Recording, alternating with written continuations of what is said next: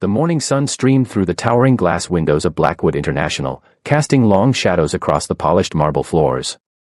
Olivia Parker clutched her tablet closer to her chest as she hurried through the maze-like corridors of the corporate headquarters. Her first day as the company's new lead translator was not going as planned. Running 10 minutes late for the morning briefing, she barely noticed the signs as she rushed down an unfamiliar hallway. The urgent need for a restroom break only added to her mounting anxiety. When she spotted a door marked with what looked like a restroom symbol, she pushed through without a second thought. The luxurious interior should have been her first clue that something was amiss. Instead of the standard corporate bathroom she expected, she found herself in what appeared to be a private spa area. The air was heavy with the scent of eucalyptus, and soft classical music played from hidden speakers. "This can't be right," she muttered, turning to leave, but fate had other plans. The sound of running water stopped abruptly, and before Olivia could retreat, a tall figure emerged from around the corner. James Blackwood, CEO of Blackwood International, stood before her in nothing but a towel, water still dripping from his broad shoulders. Time seemed to freeze as their eyes met. Olivia's breath caught in her throat as recognition dawned on both their faces. She had seen his photos in the company newsletters and annual reports, but they didn't do justice to his commanding presence. "This is a private executive spa," he stated, his voice cool and controlled despite the situation. "Care to explain why you're here?" Olivia's mind raced for a plausible explanation. I was looking for the restroom. I'm new here and got lost," she gestured vaguely toward the door, trying desperately to keep her eyes fixed on his face rather than his well-defined physique. "The employee restrooms are 2 floors down," he replied, raising an eyebrow. "This floor is restricted access only." "I'm so sorry, Mr. Blackwood. I'm Olivia Parker, your new lead translator. It's my first day, and I was running late for the morning briefing," she trailed off, realizing she was rambling. A flash of recognition crossed his features. "Miss Parker, you're the one with the impressive credentials from Geneva." Yes, sir. Though right now I'm feeling more like an embarrassed intern than a qualified professional." She attempted a self-deprecating smile, hoping to diffuse the tension. James's expression remained unreadable as he studied her. "The briefing starts in 5 minutes. I suggest you find your way to the correct floor and appropriate facilities quickly." "Of course, right away." Olivia turned to leave, but her heel caught on the plush carpet. She stumbled forward, instinctively reaching out to catch herself. Her hand landed squarely on James's chest, and for a brief moment, she felt his heart racing beneath her palm. Their eyes met again, and this time, something electric passed between them. James's hand had automatically moved to steady her, gripping her elbow with surprising gentleness. "I'm sorry," she whispered, pulling away as if burned. "This is not how I planned to make my first impression." A hint of amusement flickered across his face, gone so quickly she might have imagined it. "No, I suppose it wasn't. We'll discuss your navigation skills later, Miss Parker. For now, you have a meeting to attend." Olivia nodded and practically fled from the room, her cheeks burning with embarrassment. As she finally found her way to the correct floor and meeting room, she couldn't shake the feeling that her life at Blackwood International was going to be anything but ordinary. What she didn't see was James watching her leave, a thoughtful expression replacing his usual stern demeanor. For the first time in years, something had managed to crack his carefully maintained facade of indifference. Whether that was a good thing remained to be seen. Testing her limits. The following week proved that James Blackwood hadn't forgotten their awkward first encounter. Olivia found herself drowning in an avalanche of work, each task more demanding than the last. It became clear that he was testing her limits, perhaps hoping she would crack under pressure. A stack of contracts landed on her desk early Monday morning, accompanied by a terse note in James's precise handwriting, complete by noon. No errors. The documents were complex legal agreements in German, Mandarin, and Arabic, requiring not just translation but cultural adaptation for each market. Olivia squared her shoulders and dove into the work. She might have made a fool of herself in their first meeting, but she hadn't earned her reputation by backing down from challenges. Her fingers flew across the keyboard as she meticulously translated each document, cross-referencing industry-specific terms and ensuring cultural nuances were preserved. At exactly 11:55 a.m., she walked into James's office with the completed translations. He looked up from his computer, surprise briefly flickering across his features before his usual mask of indifference returned. "You're early," he remarked, accepting the stack of documents. "I allowed time for review," Olivia replied calmly, though her heart was racing under his scrutiny. James began examining the translations, his expression growing increasingly frustrated as he failed to find any significant errors. Finally, he set the papers down and fixed her with an intense stare. "Your technical skills match your credentials," he conceded. "But let's see how you handle pressure in real time." The next day, Olivia found herself thrown into a video conference with Japanese investors, translating complex financial terms with no preparation. She maintained her composure, even when James deliberately used obscure industry jargon to test her knowledge. As days passed, the challenges grew more demanding. James would schedule last-minute meetings requiring her to translate hours of technical discussions with little notice. He'd drop urgent documents on her desk moments before she was planning to leave for the day, watching with barely concealed interest as she tackled each task without complaint. But Olivia wasn't just surviving, she was thriving.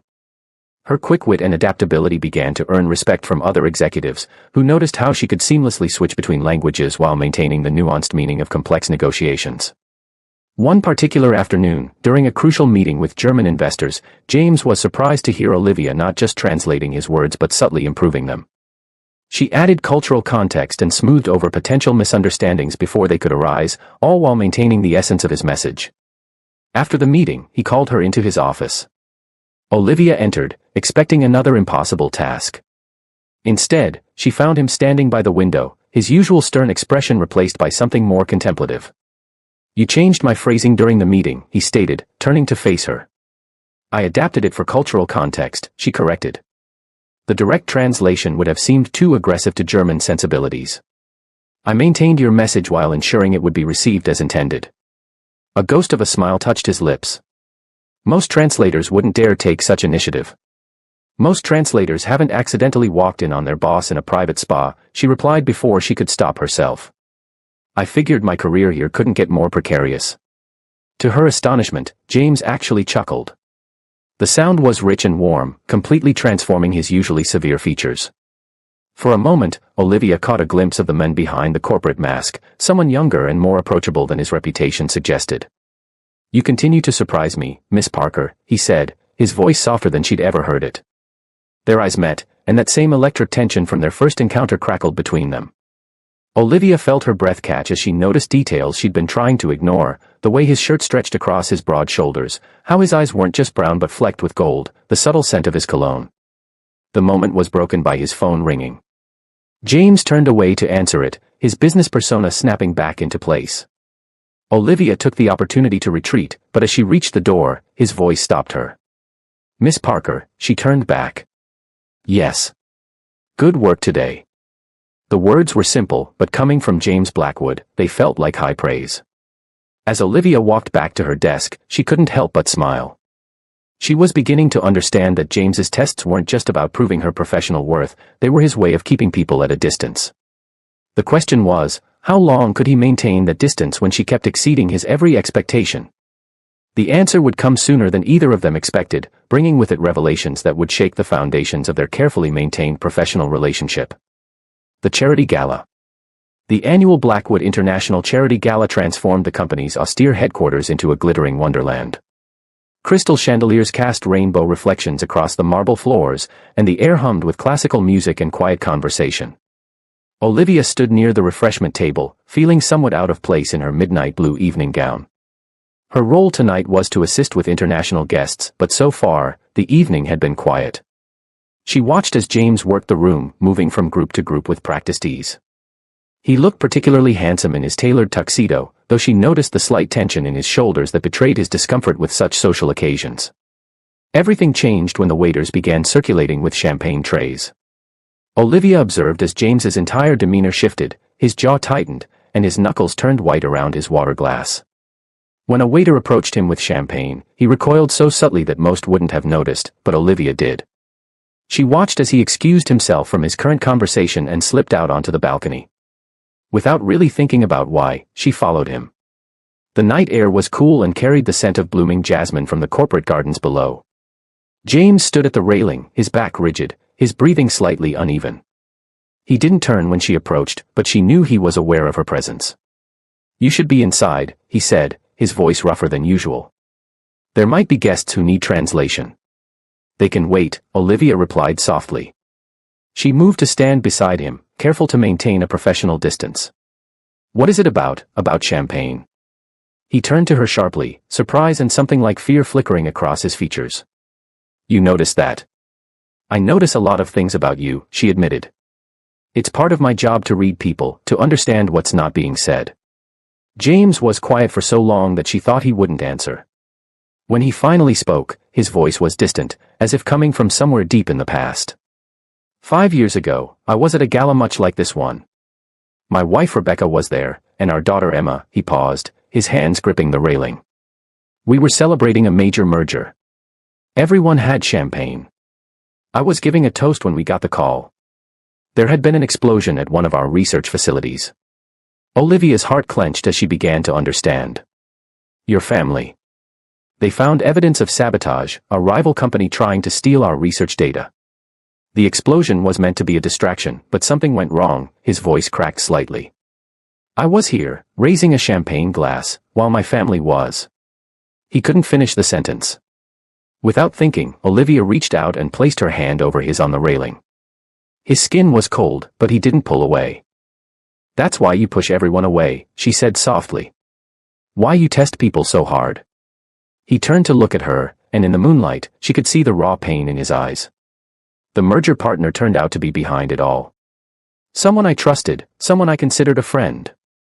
After that, I learned that trust is a luxury I can't afford. But it's killing you inside, Olivia whispered. Living without trust, without connection, it's not really living at all. Their eyes met, and for a moment, all the barriers between them seemed to dissolve. James looked at her as if seeing her for the first time, really seeing her. His hand turned beneath hers, their fingers intertwining almost of their own accord.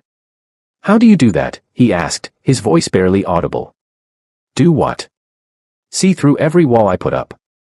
Understand things I've never said. Olivia felt her heart racing but forced herself to hold his gaze. Maybe because I'm not trying to see the CEO of Blackwood International. I'm just seeing you, James. He drew in a sharp breath at the sound of his first name on her lips. They stood there, hands joined, hearts beating in sync, while the party continued inside.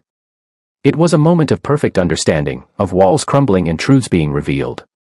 But then a burst of laughter from inside shattered the spell. James pulled his hand away and stepped back, his professional mask sliding back into place. Yet something had changed. Olivia had seen behind that mask, had touched the real man beneath it. As they returned to the gala separately, both knew their relationship had shifted irrevocably. The question was no longer whether they could maintain professional distance, but whether they could survive the inevitable collision of their personal and professional worlds. Paris interlude. The Paris business trip wasn't supposed to be complicated. 3 days of negotiations with French investors, standard contract reviews, and then back to New York. But from the moment their private jet touched down at Charles de Gaulle Airport, something felt different between Olivia and James. Perhaps it was the lingering effect of their conversation at the gala, or maybe it was simply being away from the familiar confines of Blackwood International. Whatever the cause, the careful distance they'd maintained began to crack. The first day of meetings went smoothly. Olivia's French was impeccable, and she navigated the cultural intricacies of European business with practiced ease. James found himself watching her more than he should, noticing the graceful way she shifted between languages, how her eyes lit up when she smiled, the subtle ways she anticipated his needs before he could voice them. It was during a break between meetings that Thomas Laurent, one of the French executives, approached Olivia. His interest was obvious, his flirtation barely professional. James watched from across the room, his jaw tightening as Laurent touched Olivia's arm while complimenting her translation skills. Mr. Laurent seems quite taken with you, James commented later as they rode the elevator to their rooms. His tone was carefully neutral, but Olivia didn't miss the tension underneath. He's being typically French, she replied, studying James's reflection in the mirrored walls. All charm, no substance. Before James could respond, the elevator shuddered violently and ground to a halt. The lights flickered once, twice, then died, replaced by dim emergency lighting that cast everything in an eerie blue glow. Perfect, James muttered, pressing the emergency button. The response was quick but not encouraging, a citywide power issue, at least an hour before they could get the elevator moving again. Olivia leaned against the wall, trying to steady her breathing. Well, this is familiar. The last time I was the one intruding on your space. James's lips twitched in what might have been a smile.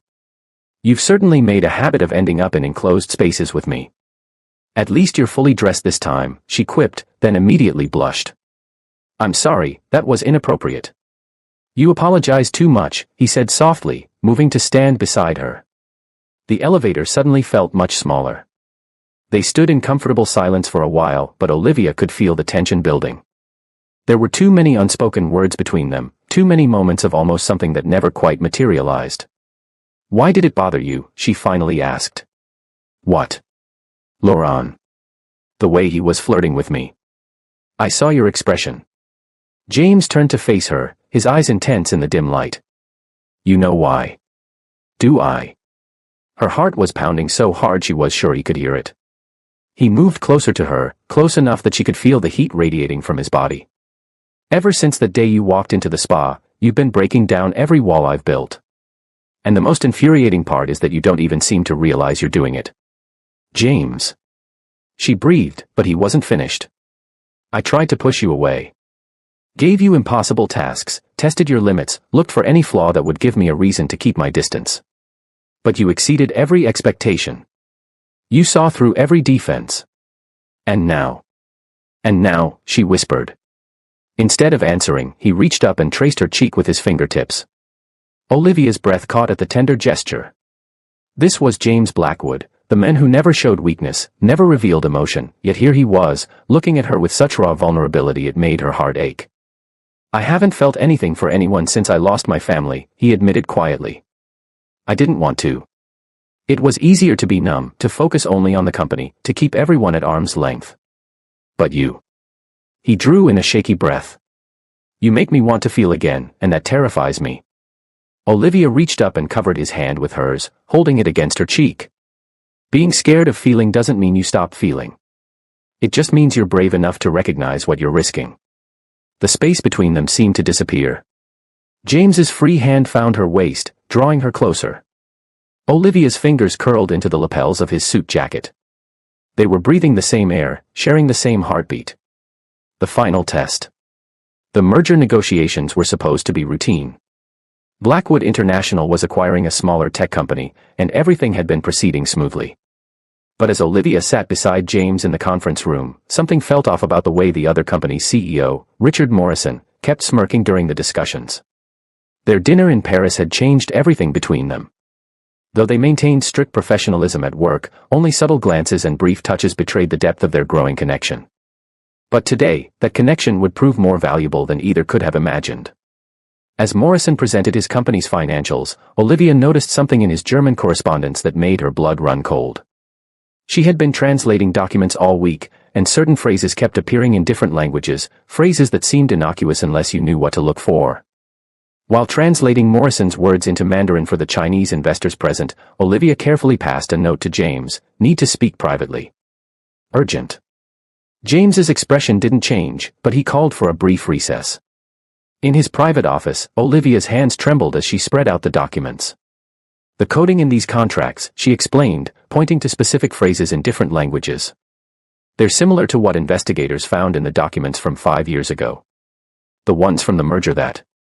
She hesitated, knowing this would hurt him. The one that killed my family, James finished, his voice tight. Are you certain? Yes. Morrison's company, it's a shell corporation. The same people who were behind the sabotage 5 years ago, they're trying to gain control of Blackwood International from the inside. James's face went pale, then hardened with fury. They've been planning this for years. Waiting for the right moment. He slammed his fist on the desk. I should have seen it. Olivia touched his arm gently. You couldn't have known. But we can stop them now. He looked at her, really looked at her, and something shifted in his expression. We. Yes, we. You're not alone anymore, James. She squeezed his hand. And I have a plan. When they returned to the conference room, everything was different. James began speaking about the merger terms, with Olivia translating into multiple languages for the international investors. But her translations were carefully crafted, exposing the hidden meanings in Morrison's documents while appearing to simply convey business terms. Morrison's smirk began to fade as he realized what was happening. The international investors started whispering among themselves, recognizing the coded phrases that Olivia was cleverly highlighting. "Is something wrong, Mr. Morrison?" James asked, his voice deadly calm. "You look uncomfortable." Morrison's face contorted with rage. "You have no proof of anything." "Actually," Olivia interjected, sliding forward a stack of translated documents, "we have proof in 6 different languages. Every coded message, every hidden clause, every connection to the shell companies involved in the incident 5 years ago." The room erupted into chaos. Morrison tried to flee but was stopped by security. The investors demanded explanations, and evidence was presented to the authorities who had been quietly summoned. Hours later, after the dust had settled and statements had been given, James found Olivia in her office. She was still there, organizing the evidence for the investigation. "You saved my company," he said quietly, closing the door behind him. "I saved more than that," she replied, turning to face him. "I saved you from letting them hurt you again." James crossed the room in 3 strides and pulled her into his arms. This time there was no hesitation, no holding back. His lips found hers in a kiss that spoke of gratitude, admiration, and something much deeper. When they finally parted, James rested his forehead against hers. "When you first walked into that spa, I thought you were going to be nothing but trouble." Olivia laughed softly. "I was the best kind of trouble."